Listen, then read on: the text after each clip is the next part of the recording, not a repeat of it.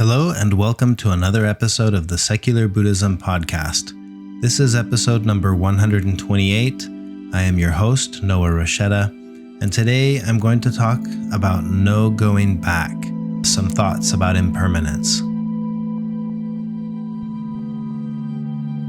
Keep in mind you don't need to use what you learned from Buddhism to be a Buddhist. You can use this to learn to be a better whatever you already are.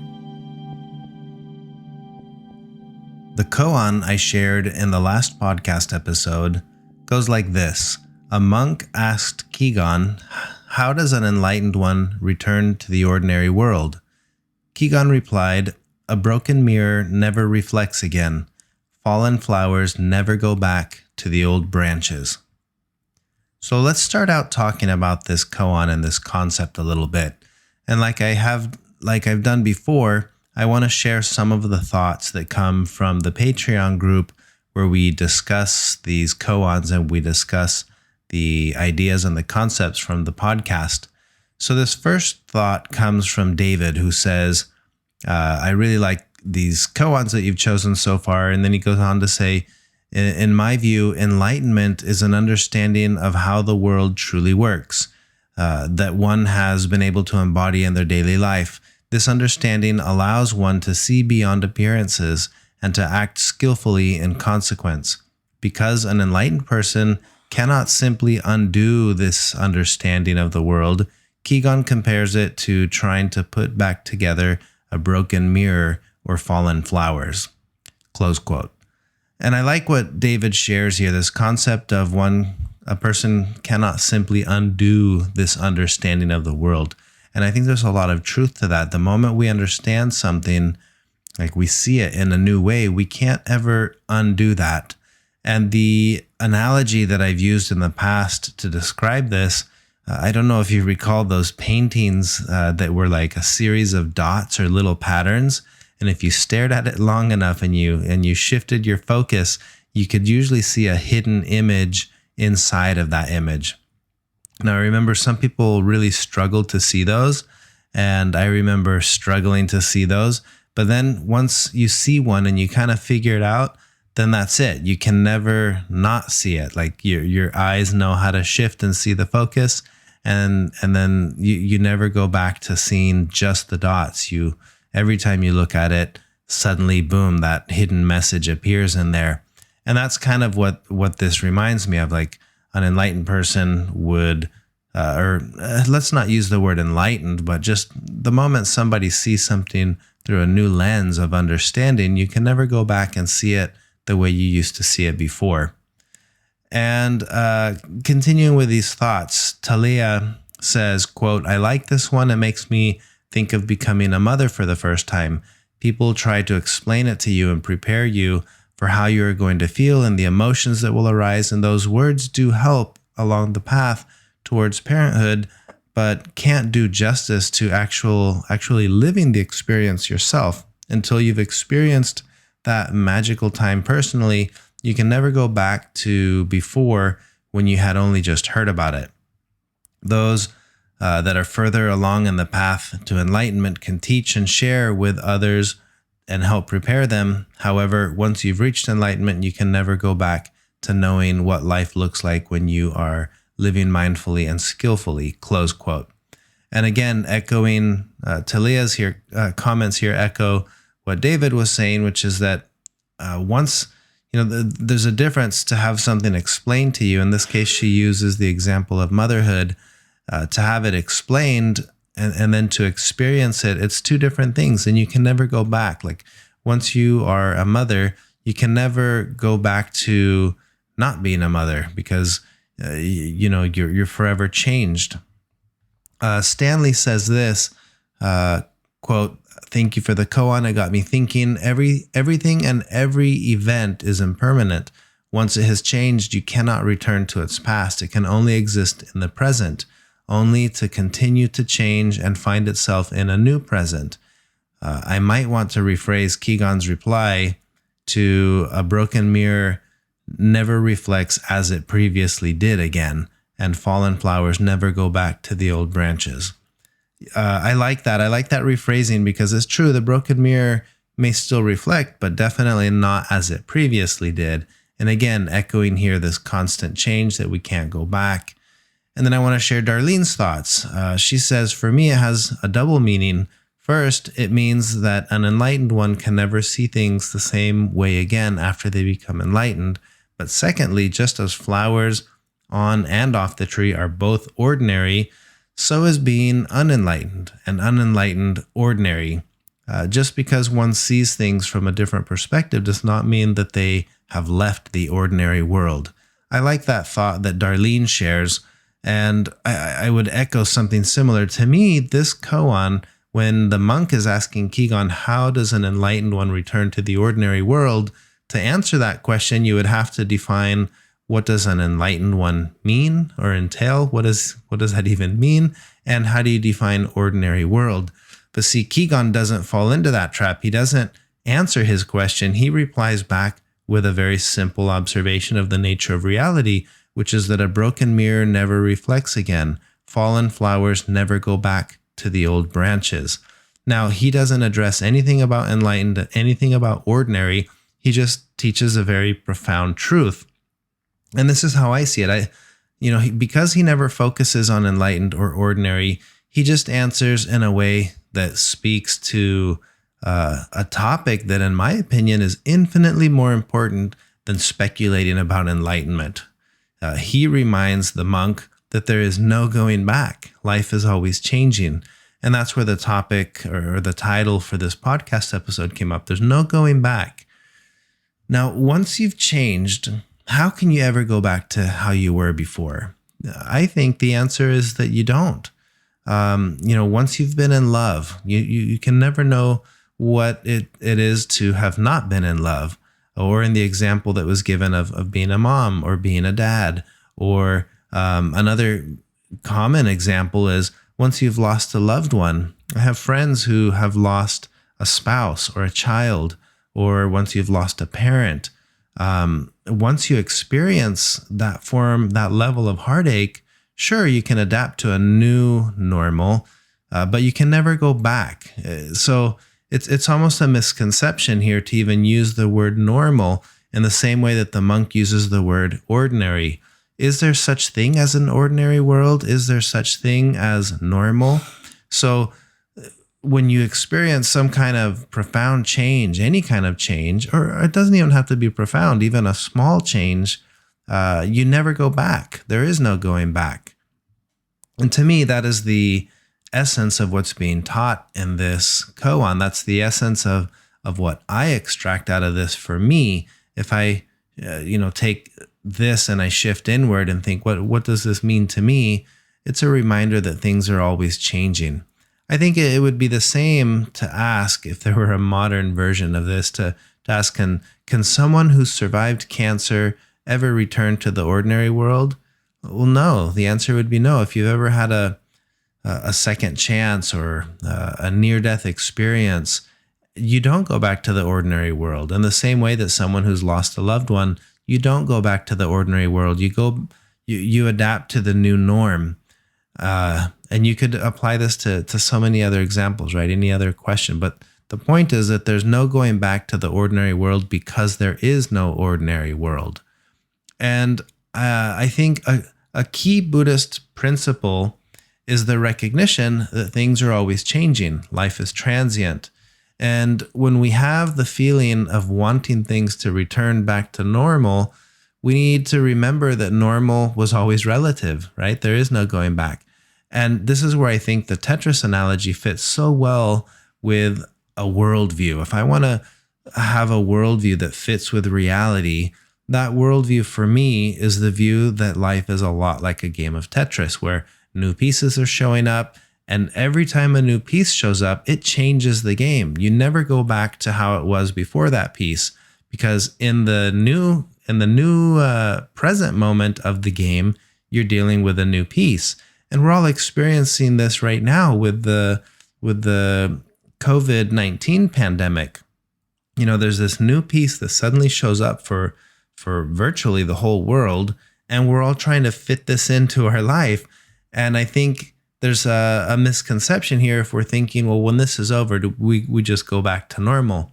We don't. There is no such thing as normal. This is the new normal. And then when this eases off, whatever life is like then, that's the new normal. And it's always changing.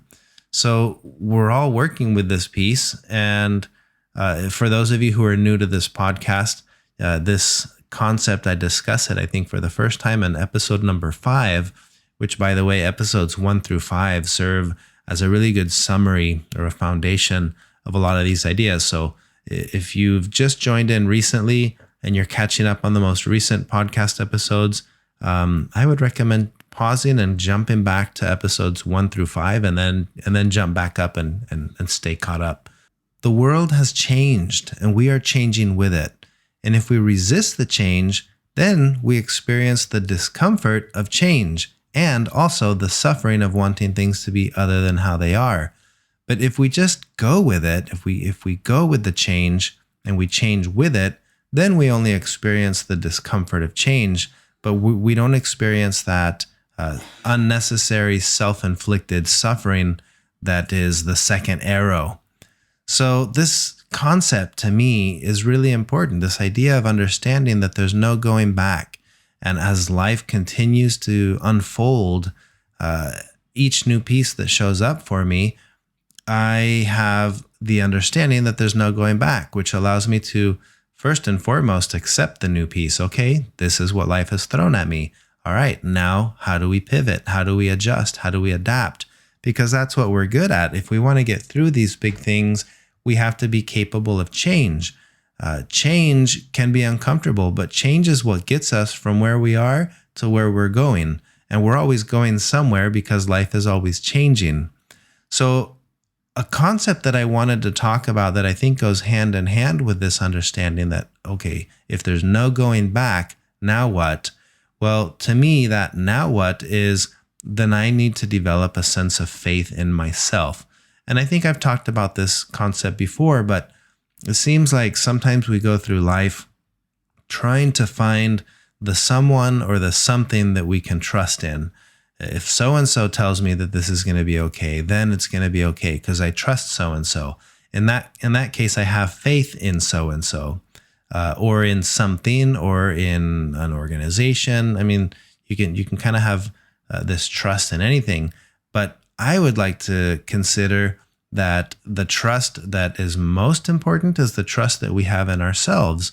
In other words, my ability to adapt, my ability to sit with whatever emotion is going to arise as I encounter these big tetris pieces that show up in my life gives me a greater sense of strength to know that I don't have to worry about the fear. I can learn to be comfortable with the fear and ultimately become more skillful with whatever situation arises for me in my life. And I think there can be kind of a misconception here because I'm not trying to imply that, hey, trust in yourself. And when these big, scary things happen in life, you got it. You can figure it out. That's not what I'm saying.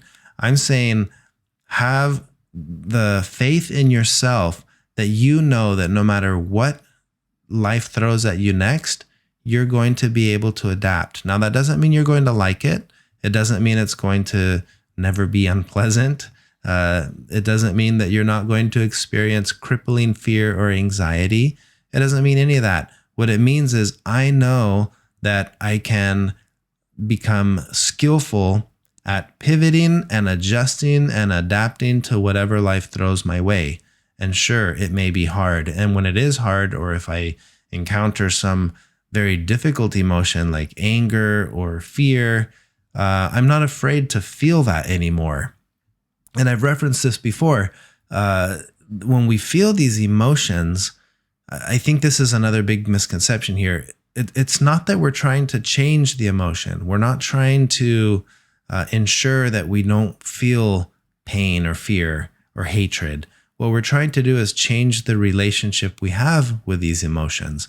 So when an emotion arises and I have a good relationship with the emotion, then it's okay to experience fear in the face of uncertainty because of the situation I might be going through, right? With the world changing. Maybe you lost your job.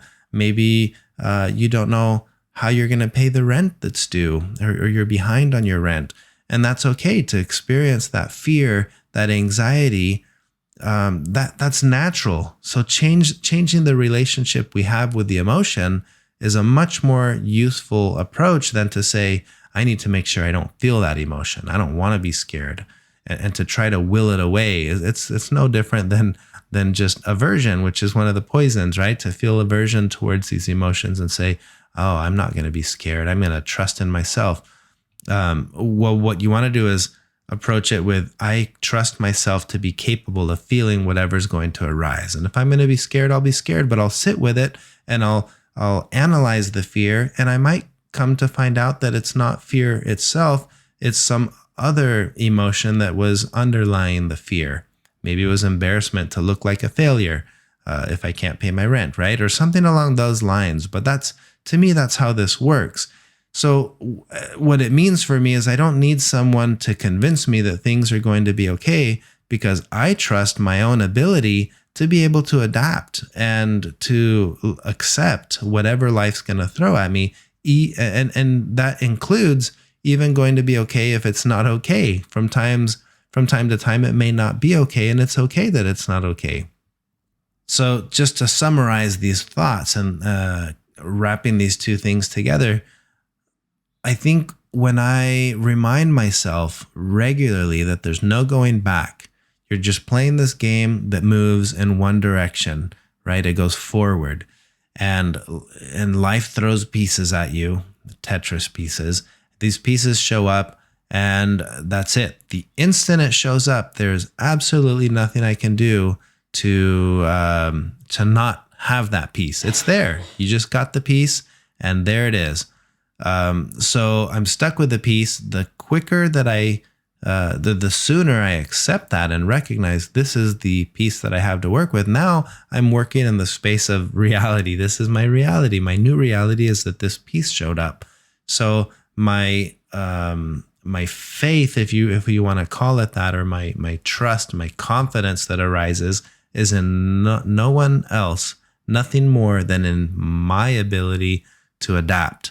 I know I'm going to figure this out. It doesn't mean I'm going to figure it out in a nice, concise, pretty way. I might make it all messy for a little while, but hey, I'm trying to figure it out. I trust that I eventually will. And that to me is a very powerful thing that gives me a great sense of peace, I guess, with whatever life's going to throw at me. It's like, oh, I'll figure it out. And if I mess it up, that's okay. I'll figure that out. I'll figure out how to figure out the not having figured it out, and that makes it feel a lot less intimidating. All right. So those are the thoughts that I wanted to share with this concept of no going back and the concept of having trust in yourself, your ability to adapt. So that's all I have for this podcast episode. And as always, I want to thank you for listening. If you want to support the work I'm doing with the podcast, you can consider becoming a patron and joining our online community where we discuss these koans and the podcast episodes. And you can learn more about that by visiting secularbuddhism.com.